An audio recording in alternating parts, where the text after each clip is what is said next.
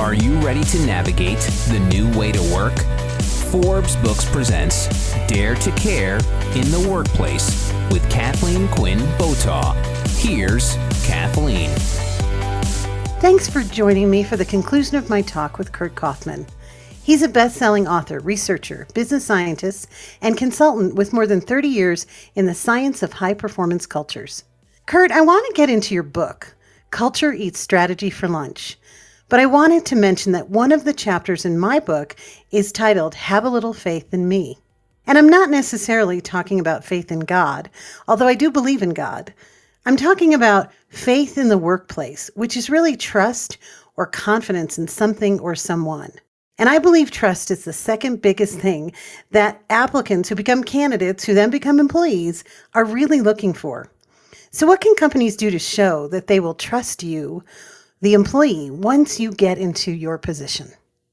Well, it starts with respecting your people. Trust never develops unless there's respect in the relationship. Mm-hmm. And, let's just take the evaluation, for example. Annual evaluation, you've been through them, I've been through them, we all hate them. But here's how they kind of go. The first 5 minutes is here's what I love about you. And the remaining 55 minutes is identifying your areas of opportunity. Now, I'm glad the discussion took place, but what I do as an employee is I walk away knowing more about who I am not than who I am. Mm-hmm. And I don't think we hired people because of who they're not. So just the ability to evaluate destroys respect right out of the chute. Mm-hmm. And managers will say, well, what am I supposed to do? Teach them something and have them teach you something. Mm-hmm. Because that's what fosters that trust. And, you're right. I mean, the trust that I'm going to be able to be acknowledged as a person that can make my decisions close to the action, which is always where you have better decisions. And by the way, that's spiked up in terms of what people need today. But I trust people that allow me to make my own decisions. Absolutely. And, community is based on relationships. Mm-hmm. And it seems so interesting that in the employer-employee relationship, we have messed it up.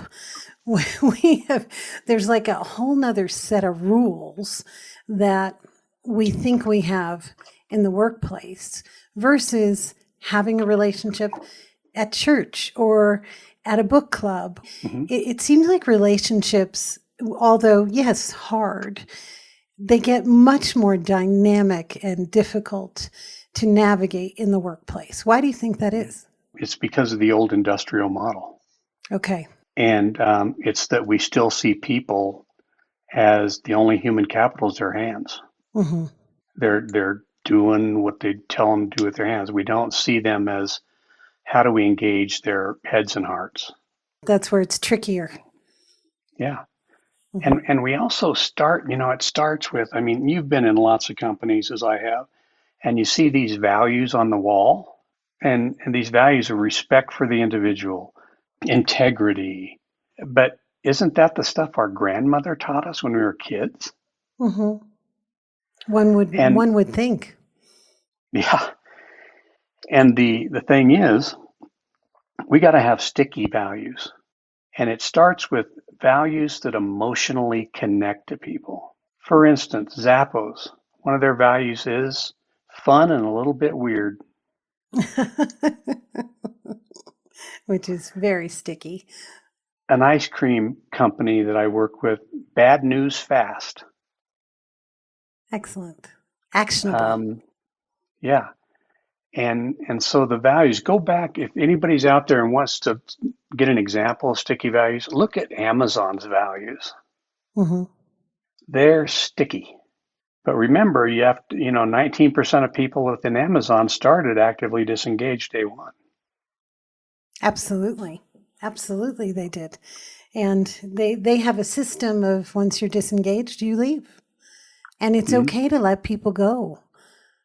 I think what happens also when we're in this scarcity of 11 million jobs, 7.5 million people actually wanting to be considered for those jobs, we're hanging on too tight. Mm-hmm. People are hanging on to their employees way too tight, and they don't invite them to leave when it's time. What do you think about that? Yeah. Well, I know great managers fire people faster than bad managers, but they don't do it out of anger. They do it out of really caring about the person. Come in, I love you. You're fired. I still love you. Right. Why do you have to get a divorce? The thing is, because you're not doing this job very well, doesn't mean you don't have talent. Let's find the role where you can fully use that talent, either internally, externally, because I always say there's only three ways to deal with performance issue, and that is fire, rehire, or rewire. Mm-hmm. Great advice. Let's have discussions. It is very demoralizing to get fired, and it's a surprise to you. Absolutely. What do you think about the annual review? It's a ridiculous process. Thank you. I would smooch you if you were right here with me.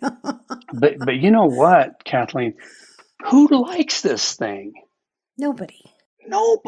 So why do we keep a system? But here's how it usually goes. I said before, it's about who you're not. But you come in and I evaluate good and bad. On the bad, we design a plan and we put steps in place of how you can get better. And then we'll measure you again next year. Mm-hmm. The problem is what happened during the full year. Mm-hmm. And who remembers last year, a year ago today? Do you? Well, sadly, no. I don't. But let's start using it to teach people. Of course. So I'm unpopular when I say the annual review is dead and so is the exit interview, because the exit interview is too late. Yeah. They've already emotionally left the building 6 months before. Mm-hmm.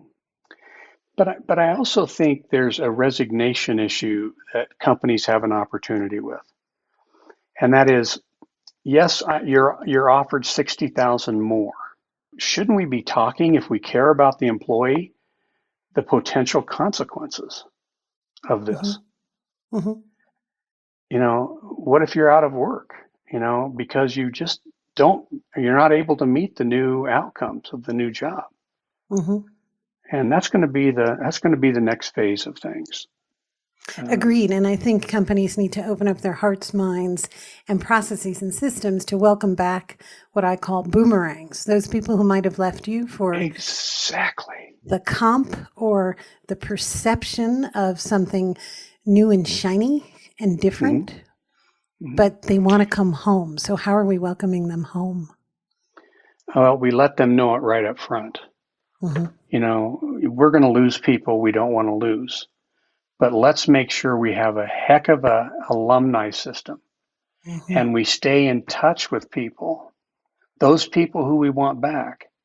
Because you're right, about a third are going to have that opportunity and are going to capitalize on that opportunity. Like you said, with the grass is not greener. McKinsey does this so well. They have developed an alumni network that instead of leaving and getting a divorce, and a hostile divorce, let's embrace them. And you can do that tomorrow. Nothing very complicated about it. No, but there's a resistance to putting processes and systems around people, which is what you and I are trying to help people do. I also saw your recording on placelessness. Can you tell me about that phrase that you coined, placelessness? Placelessness is doing our work and relationships it doesn't matter where we're at to do them. Think of Facebook. Have you ever stopped and somebody liked one of your comments or whatever? Did you stop and go, I wonder where they're at? Absolutely. But the thing is, if you're getting your job done, placelessness is the new thing. And it's going to be, I think, our data would say only 2/3 of what the people who are going into work are going to go back into work. I agree wholeheartedly. And our data, although much smaller, sir, than your 300,000 people, says exactly the same thing. Yeah. And, it's, but it is really amazing to me that look at the data. We're saving a lot of money. Oh, so much. Yes. Placelessness is saving a lot of money. Mm-hmm. And a lot of organizations are now faced with, we may not have the revenue growth, but we've got the earnings growth. Mm-hmm. Mm-hmm. And And isn't really, that okay? and the revenue growth is really, somebody once told me, it's really revenue's ego, profit you take to the bank, right? Yeah. So I'd rather leave my ego on the sidelines and take the Mhm. money to the bank. So Yeah. tell me about your book, Culture Eats Strategy for Lunch. And I believe breakfast, dinner, and any snack as well. So tell me, what 3 key lessons will people get from that beautiful book? Well, first of all, they're going to realize that culture has 3 levels. And there's the micro level, which is the 5 to 7 to 9 to 12 people that work together every day. And that microculture controls about 40% of culture. And the charge at that level is really creating positive, productive energy within each other. If you have not a very strong microculture, your quality is going to suffer, your efficiency is going to suffer. But then you have a bridge culture, which is really your managers. The degree to which they're always connecting people to purpose. People to purpose, people to purpose. Because that's what's really key. And we now need to start hiring great managers. Mm-hmm. Right now, I would say only 10% of managers have the talent to be managers. But we're using it as a, promotional step. Mm-hmm. And the problem with that is the career ladder's dead. Mm-hmm. And the career ladder said, you move up the ladder because there's more money up there. You move up the ladder because there's more prestige and respect up there. The problem is one rung does not necessarily lead to the next. No, I agree. So a lot of times we take somebody who's doing very well in their job and we promote them into manager. And that's why we have about 10% of people. We see this a lot in sales because a person is an exceptional salesperson. We want to promote them and keep them. So what we do is we put them in a manager position and they can manage people through their sales talent. But what happens is they say, be good, but don't be better than me. Mm-hmm. They're competing.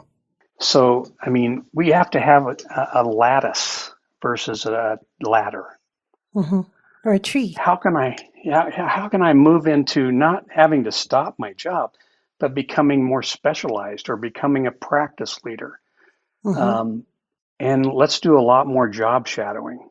How much do you think, to your point, Curt, how much do you think our leaders, owners in companies should invest in leadership development? I would say invest in leadership development by bringing leaders in day one. Mm-hmm. People who lead were leaders in high school, Mm-hmm. in college. The thing is, we got to stop bringing leaders in that can move people against something. Mm-hmm. Agreed. That takes a no dweeb talent leader. Did you say dweeb? Dweeb. You said dweeb. I just wanted to check that you said dweeb. Love it. I speak your language. But sometimes you can get people excited, or I always say, work's a little like in-laws. We have to find a way to get along, and we didn't choose each other. Yes, But or brothers and sisters too. Mm-hmm. I love you, sisters and brothers, if you're listening to the podcast. but you and I can develop a relationship very quickly if we both find something we're against. That's sad, but it's true. Very well said. And I think I interrupted you, and I don't want, you said micro, bridge, and what's number 3 on building? Macro. Explain that one, because I don't want to interrupt. That's the senior leadership. Okay. Mm-hmm. And senior leaders can only impact culture in 3 ways. Focus on future, strategy, and brand. Don't focus on behaviors and the values, because they become lofty. But leaders only control about 10% of culture. Can you believe that? Well, yes, I do believe 10%, that. that's all. So the charge of the leader is really to be more interested than interesting. Hmm. I say first to inspire others, you must be inspiring. Similar. Exactly. Hmm. Exactly. Very And interesting. so the 3 levels, so in changing culture, and we hear this a lot, changing culture is not really about changing culture. It's about fortifying the areas that are really working well. Hmm. And celebrating them. Yes. And realizing that leaders build culture and have a different charge than bridge and micro build Hmm. culture. Absolutely, because it's all based, culture is really the relationships that people have within the community that you're building. Yeah. Oh, and we found that in the book we talk about this. Culture is personal, emotional, and specific. Personal, emotional, and specific. Well, Yes. everybody needs to So go out and buy your book, Culture Eats Strategy, for lunch, Mr. Curt Coffman. And I would love to talk to you for hours more, and I think that's in our future. But if people wanted to get in touch with you, how would they go about doing that? What's the best way to get to Curt Coffman? our website is kaufmanorganization.com. You can access me on LinkedIn, Curt Coffman. And my email is Curt_Coffman, Coffman, Curt, Curt, at kaufmanorganization.com. Well, it has been wonderful to talk to you today. We have a lot more to talk about, and since we're in the same geographic area, I'm going to reach out and schedule some time. But we really appreciated your time today. I loved our conversation. Lots more work to be done. Thank you for being you. You bet. Thanks a lot. I appreciate the time. You're quite welcome. And that's it for another episode of Dare to Care in the Workplace. I hope you enjoyed the show. And if you did, make sure that you take a second to subscribe so you automatically get my new shows when they drop. Also, if you have a minute, I'd love if you left me a review so more folks like yourself can discover the show. Be well until we meet again. This has been Dare to Care in the Workplace. To connect with Kathleen, go to KathleenQuinnBotaw.com. Kathleen's book, Dare to Care, is available wherever books are sold. Dare to Care in the Workplace is a production of Forbes Books.